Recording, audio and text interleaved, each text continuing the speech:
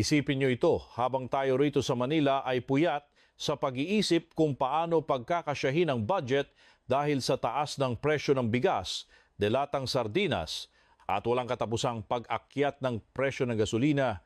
May isang shopper sa Singapore, Dubai o Toronto na handang magbayad ng premium price para sa isang supot ng dried mango o isang bote ng coconut water mula sa atin. Medyo nakakatawa na may halong kirot, di ba? Ang mga bagay na itinuturing nating ordinaryo o pang merienda lang sa kanto, biglang nagiging artisanal at specialty product pagdating sa international market. Para itong kapitbahay mong nagtitinda ng turon sa tapat ng bahay nyo, tapos pagdating sa abroad, ang tawag na ay Artisanal Filipino Banana Dessert na nakalagay sa magandang packaging.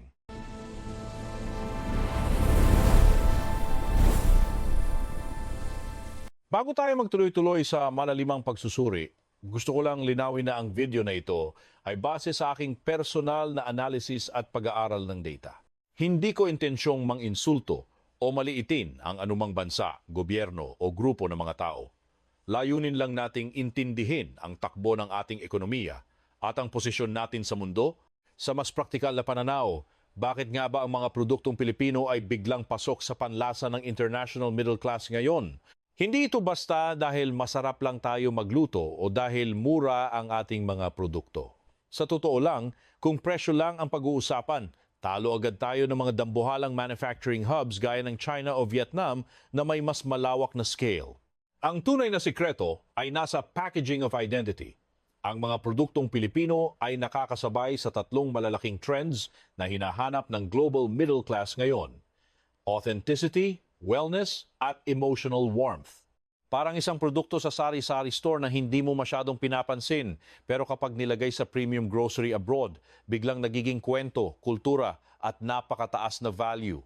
Kung titingnan natin ang datos ng Realistiko, noong 2024, ang total exports ng Pilipinas ay umabot sa humigit kumulang 97.6 billion ayon sa OEC.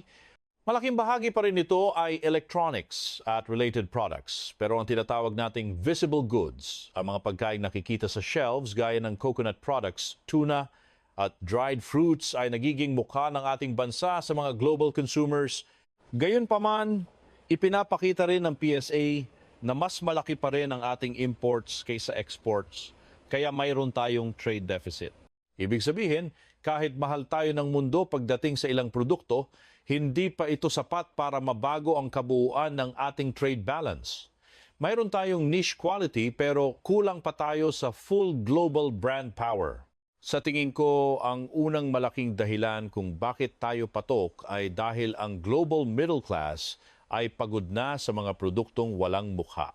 Sa mga supermarket sa ibang bansa, punong-puno ang shelves ng mga box snacks at processed food na pare-pareho lang ang lasa at hitsura.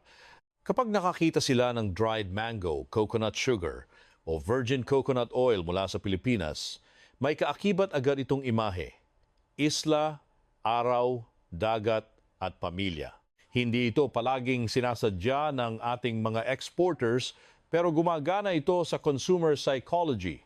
Habang tumataas ang income ng middle class sa ibang bansa, nagbabago ang tanong nila mula sa ano ang pinakamura papunta sa ano ang may value at may magandang kwento. Dito tayo lumalamang dahil ang ating mga produkto ay madaling i-position bilang tropical, wellness-friendly at convenient. Ang ating coconut water at virgin coconut oil halimbawa ay hindi na lang basta sangkap sa pagluluto. Para sa kanila, ito ay superfood. Ang ating tuna at marine products naman ay nakikita bilang practical na source ng protein na bagay sa busy at health-conscious lifestyle. Kapag ang isang produkto ay may health angle at identity, handang magbayad ng mas mahal ang mga tao. Kung ilalapit natin ito sa buhay ng ordinaryong Pilipino, para itong hapagkainan natin, hindi mo na kailangan ng PowerPoint presentation para ipaliwanag kung bakit masarap ang saging o mangga. Tikim pa lang, gets na. Pero sa global shelf, kailangan ng certification, mahabang shelf life at maayos na distribution, at doon tayo minsan nagkakaroon ng problema. Dito lumalabas ang isa sa ating mga limitasyon, ang consistent supply at modern packaging. Madalas nating marinig na ang raw material ay galing sa Pilipinas, pero ang malaking margin o kita ay napupunta sa mga foreign distributors o brand owners. Masakit isipin na tayo ang nagtanim at nag-ani sa ilalim ng mainit na araw. Pero sila ang naglagay sa magandang bote at sila ang kumita ng mas malaki. Kung titingnan natin ang kaso ng ating mga prutas at coconut products, ang demand sa mga wellness-oriented markets gaya ng Singapore ay napakataas. Pero dahil sa problema sa cold chain at logistics sa ating mga probinsya, nahihirapan tayong mapanatili ang kalidad hanggang sa makarating ito sa ibang bansa. Para itong isang jeepney na puno ang pasahero pero butas ang kaha. May kita pero maraming tumatagas na oportunidad. Sa mas malalim na pagsusuri, ang pangalawang malaking puwersa sa likod ng ating tagumpay sa abroad ay ang ating diaspora. Ang mga OFW at ang ating mga kababayang nakatira na sa ibang bansa ang ating tahimik na global advertising network. Hindi lahat ng bansa ay may milyon-milyong tao sa labas na araw-araw nagdadala ng kwento at panlasa ng kanilang bayan. Ang OFW remittance ay hindi lang basta pera na pinapadala para pambayad ng kuryente, tuition o pambili ng bigas. Ito rin ay cultural transmission. Kapag ang isang Pinoy nurse sa UK, caregiver sa Israel o seafarer sa Europe ay nagdala ng ating mga produkto, hindi lang sila nagpapakabusog. Nagpapakilala rin sila ng ating kultura sa kanilang mga kaibigang dayuhan. Ang mekanismo rito ay simple pero epektibo. Ang unang bumibili ng mga produktong Pilipino sa abroad ay madalas ang Filipino community mismo dahil sa nostalgia. Pero sa tuwing may potluck, office lunch o gathering sa simbahan, natitikman ng mga non-Filipinos ang ating pagkain. Doon nagsisimula ang tulay mula sa pagiging ethnic market patungo sa mainstream middle-class market. Hindi tayo gumagastos ng bilyon-bilyon para sa mga TV ads gaya ng malalaking brands sa Amerika. Ang ating marketing ay mas organic, ito ay social proof sa kusina. Dahil ang kulturang Pilipino ay likas na hospitable at mahilig mag-share ng pagkain, ang bawat supot ng banana chips o polvoron ay nagiging simula ng usapan. Gayunpaman, may limitasyon din ito. Hindi lahat ng ating mga produkto ay madaling maging mainstream. May mga lasa tayo na kailangan ng adaptation, ang tamis, alat, o texture na gusto natin ay maaring kailanganing i-adjust para sa global palate. Isipin niyo ang kaso ng ube. Dati, sa atin lang ito kilala bilang panghalaya o sa ice cream. Pero ngayon, nakikita na natin ang ube flavor sa mga premium desserts sa iba't ibang panig ng mundo. Ang diaspora natin ay nagsisilbing unpaid marketing department. Walang HR, walang opisina, pero nakalatag sa buong mundo. Ang epekto nito ay lumalakas ang demand sa ating mga exports, pero kasabay nito ay ang matinding pressure sa consistency. Sa international market, lalo na sa middle class na pihikan, hindi pwede ang bahala na attitude. Kapag ang isang batch ng produkto ay pangit ang kalidad o nag-iba ang lasa, mabilis kumalat ang disappointment at mahirap bawiin ang tiwala ng consumer. Sa ikatlong daloy ng ating pagsusuri, kailangang tanggapin na ang premium ng ating mga produkto ay nanggagaling sa nature at craft, hindi sa industrial dominance. Tanggapin natin ang realidad. Hindi tayo ang factory of the world gaya ng China pagdating sa mass production. Hindi rin tayo ang Japan pagdating sa precision engineering o ang South Korea na may dambuhalang cultural industrial machine. Ang lakas ng Pilipinas ay nasa ating natural inputs at ang warmth na kaakibat ng ating branding. Ang global middle class ngayon ay may tinatawag na industrial fatigue. Pagod na silang bumili ng mga bagay na gawa sa plastic o mga pagkaing mukhang gawa sa laboratorio. Kaya ang mga bagay na mukhang natural, handmade o galing sa isang tropical na isla ay nagkakaroon agad ng mataas na value. Dito pumapasok ang ating mga handicrafts, furniture design, at mga natural fibers gaya ng abaka. Ang mga ito ay hindi lang basta kagamitan, ang mga ito ay sining na may kwento. Kapag bumili ang isang pamilya sa ibang bansa ng isang piraso ng furniture na gawa sa Pilipinas, binabayaran nila ang husay ng ating mga manggagawa at ang kakaibang materyales na dito lang makikita. Pero ang problema, marami sa ating mga producers ay mga SMEs o small and medium enterprises na maliit lang ang capital.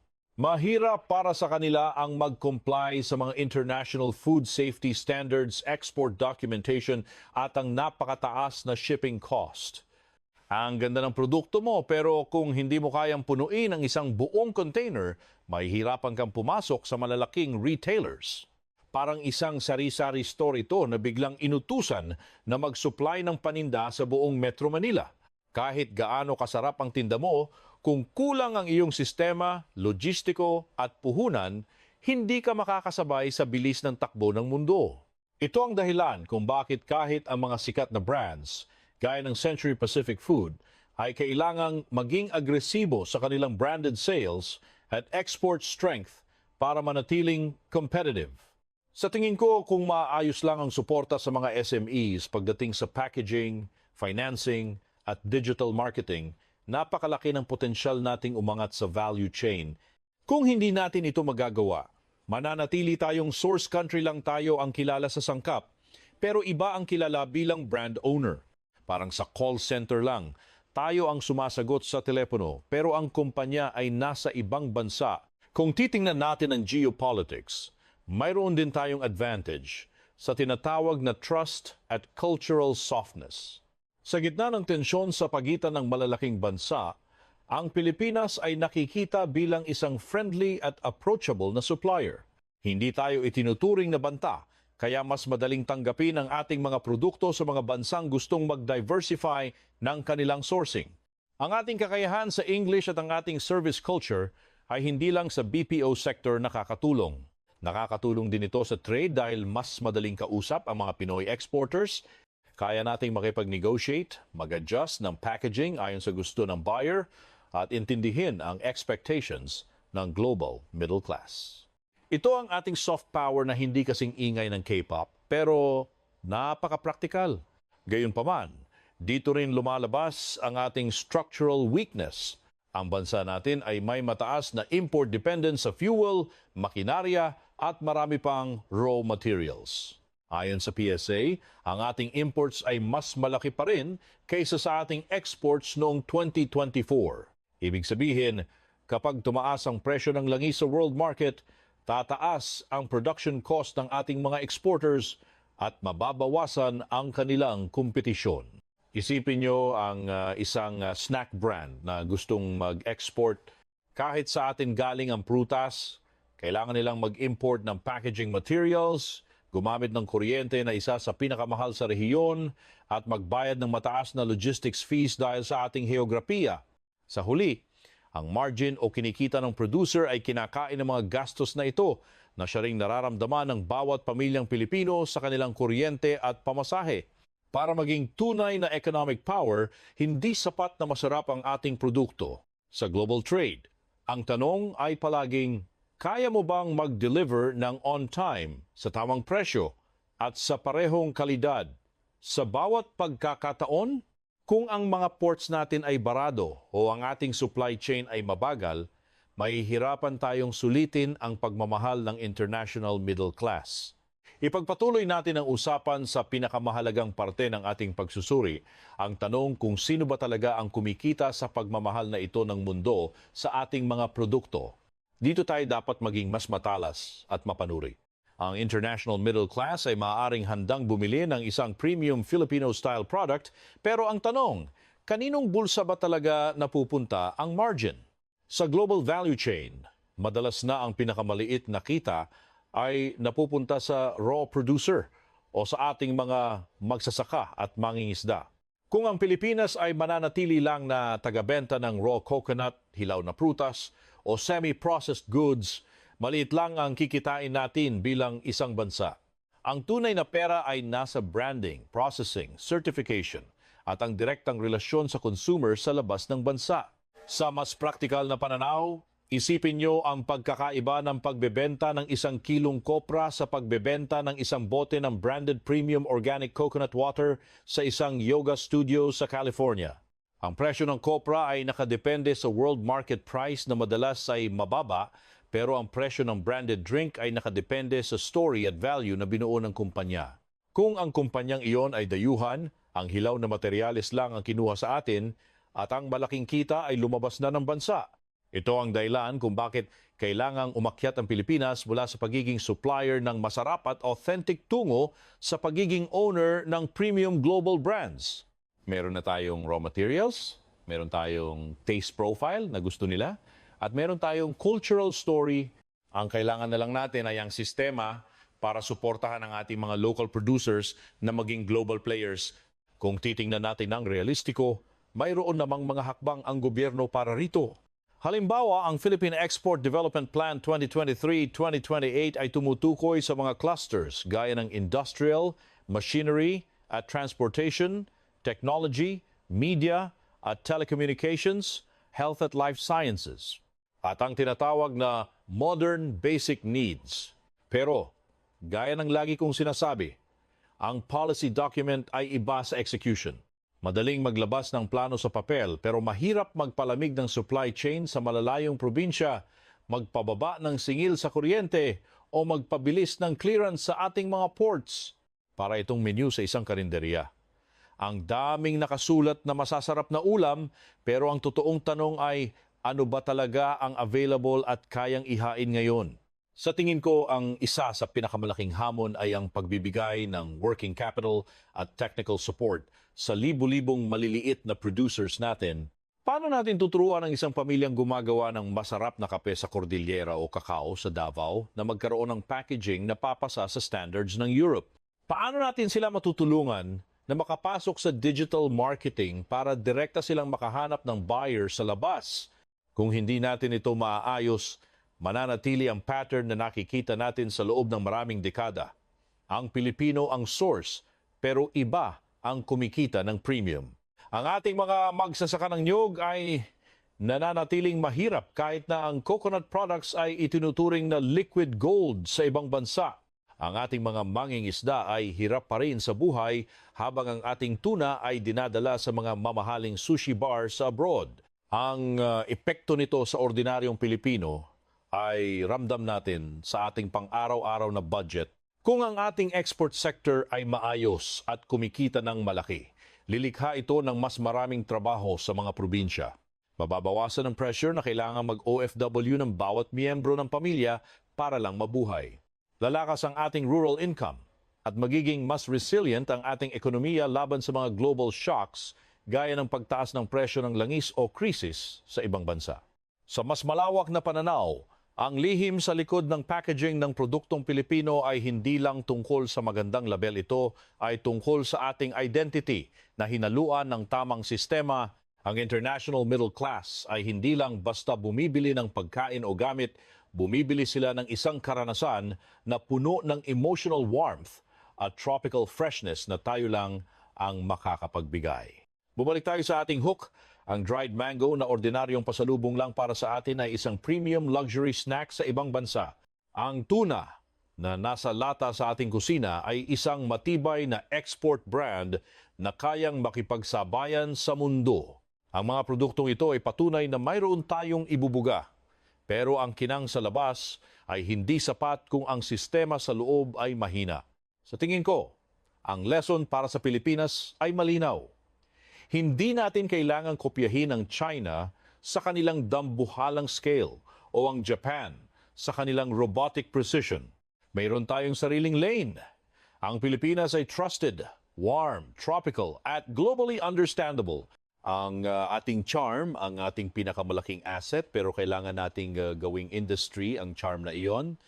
Kailangan nating gawing brand ang ating kultura. At tiyakin na ang bawat pisong premium na binabayaran ng isang dayuhan para sa produktong Pilipino ay may malaking bahagi na bumabalik sa bulsa ng ordinaryong manggagawang Pilipino. Hindi sapat na tayo ang bida sa panlasa ng mundo. Dapat tayo rin ang bida sa pakinabang ng ating sariling yaman. Sa huli, ang pagtangkilik ng international middle class sa ating mga produkto ay isang malaking oportunidad na hindi dapat masayang. Ipinapakita nito na sa kabila ng lahat ng ating mga problema sa traffic, sa mahal na kuryente at sa hirap ng buhay, mayroon tayong mga bagay na pinapahalagahan ng mundo. Mayroon tayong kalidad na hinahanap-hanap nila. Ang totoong tagumpay ay hindi lang makikita sa kung gaano karaming balikbayan box ang lumalabas o gaano karaming container ang naisasakay sa barko. Ang totoong tagumpay ay kapag ang bawat magsasaka, bawat artisan, at bawat small business owner sa Pilipinas ay hindi na kailangang magreklamo sa presyo ng bigas dahil ang kanilang pinaghirapan ay sapat na para bigyan sila ng komportableng buhay. Kung titingnan natin ang hinaharap, ang hamon sa atin ay kung paano natin mapapanatili ang puso ng ating mga produkto habang ginagawa nating high-tech at efficient ang ating mga proseso. Kailangan nating gamitin ang ating pagiging digital savvy at ang ating malawak na network sa abroad para tulungan ang ating mga local products na makarating sa bawat sulok ng mundo ng may tamang presyo at tamang branding. Ang produktong Pilipino ay nagugustuhan ng international middle class hindi dahil perpekto ang ating bansa, kundi dahil may dala itong bagay na hindi nabibili ng basta-basta. Ang init ng ating pagkatao at ang lasa ng ating sariling lupa. Pero sa mundo ng ekonomiya, hindi sapat na mahalin ka lang ng customer. Ang totoong tanong, at ito ang iiwan ko sa inyo. Kapag binayaran nila ang premium para sa produktong galing sa atin, gaano ba talaga kalaki ang bumabalik sa Pilipino? Sana ay nagbigay ito sa inyo ng bagong perspektibo. Sa tuwing makakakita kayo ng mga produktong Pilipino na nakadisplay sa mga mamahaling tindahan abroad o kahit sa ating mga lokal na groceries. Hindi lang ito basta pagkain o gamit. Ito ay simbolo ng ating potensyal na maging isang tunay na economic power kung aayusin lang natin ang ating sistema. Hanggang sa susunod nating pagsusuri sa takbo ng ating mundo at ng ating bansa. Tandaan, ang pag-unawa sa ekonomiya ay hindi lang para sa mga eksperto sa opisina. Ito ay para sa ating lahat na naghahanap ng mas magandang buhay para sa ating pamilya. Ingat kayo palagi. At tuloy-tuloy lang tayo sa pag-unlad